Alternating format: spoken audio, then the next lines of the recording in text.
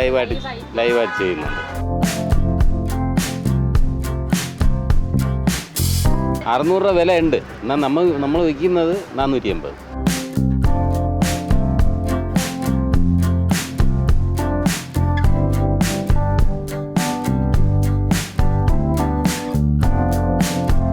മലയാളികൾ ചിപ്സൊക്കെ ഉപേക്ഷിക്കുന്ന ഒരു സാഹചര്യം വരും ഓണത്തിന്.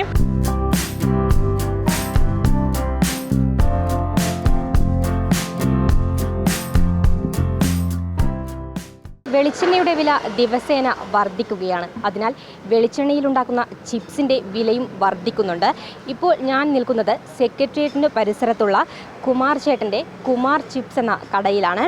ഇപ്പോൾ ഓണമൊക്കെയല്ലേ വരുന്നത്, അപ്പോൾ ചിപ്സിൻ്റെ വില വർദ്ധിക്കുന്നുണ്ടോ, അതുപോലെ തന്നെ കച്ചവടത്തിന് വെളിച്ചെണ്ണയുടെ വില വർദ്ധിച്ചത് മൂലം തിരിച്ചടിയാകുന്നുണ്ടോ എന്നുള്ള കാര്യങ്ങളൊക്കെ നമുക്ക് കുമാർ ചേട്ടനോട് തന്നെ ചോദിച്ചു നോക്കാം. ഇതാണ് ചേട്ടൻ്റെ കട. അപ്പോൾ കുമാർ ചേട്ടൻ ഇവിടെയുണ്ട്.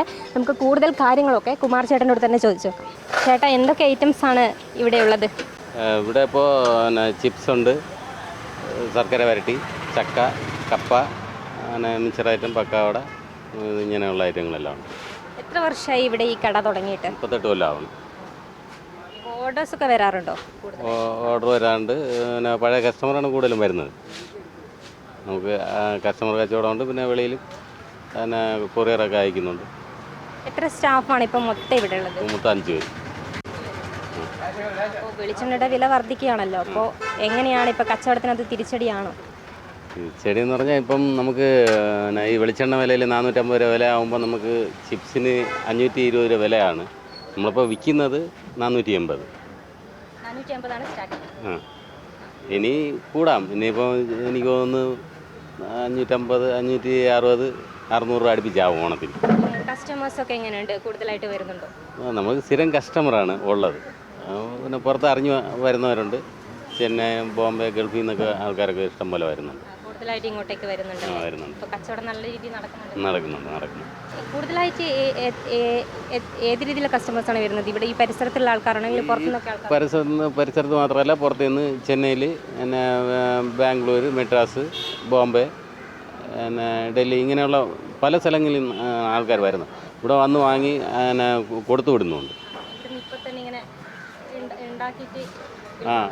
ലൈവായിട്ട് ചെയ്യുന്നുണ്ട്.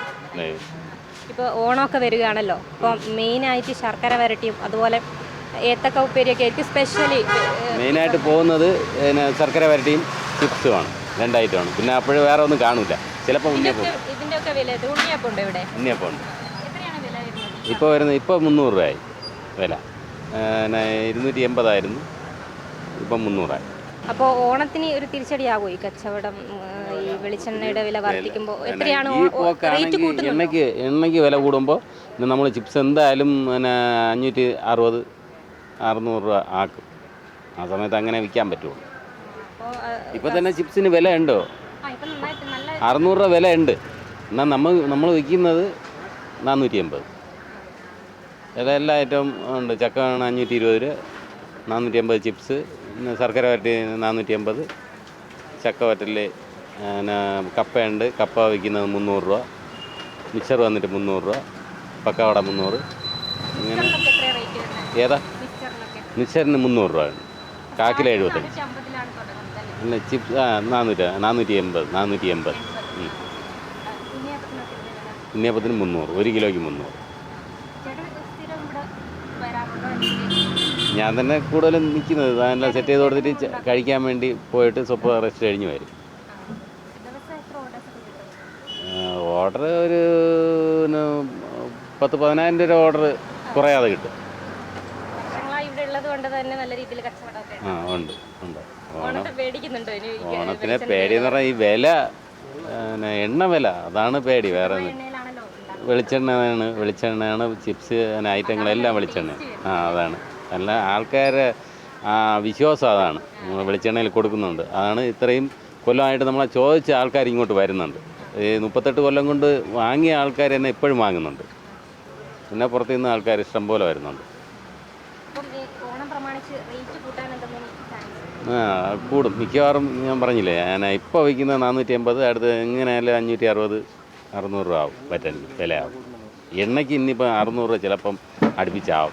ചേട്ടൻ്റെ കടയിലെ വിശേഷങ്ങളാണ് നമ്മളിപ്പോൾ കണ്ടത്.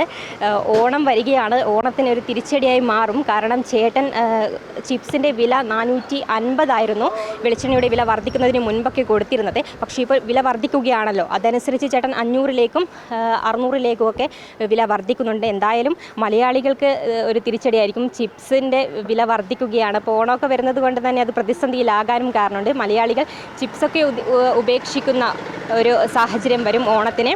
എന്തായാലും കുമാർ ചേട്ടൻ വർഷങ്ങളായിട്ട് ഇവിടെ ജോലി ചെയ്തു വരികയാണ്. സ്ഥിരം കസ്റ്റമേഴ്സ് ഉണ്ട്, പുറത്തേക്ക് ഈ ഒരു ചിപ്സ് കൊടുക്കുന്നുണ്ട്. അതുകൊണ്ട് തന്നെ നല്ല രീതിയിൽ കച്ചവടം ഓണത്തിനും നടക്കുമെന്ന് തന്നെ നമുക്ക് പ്രതീക്ഷിക്കാം.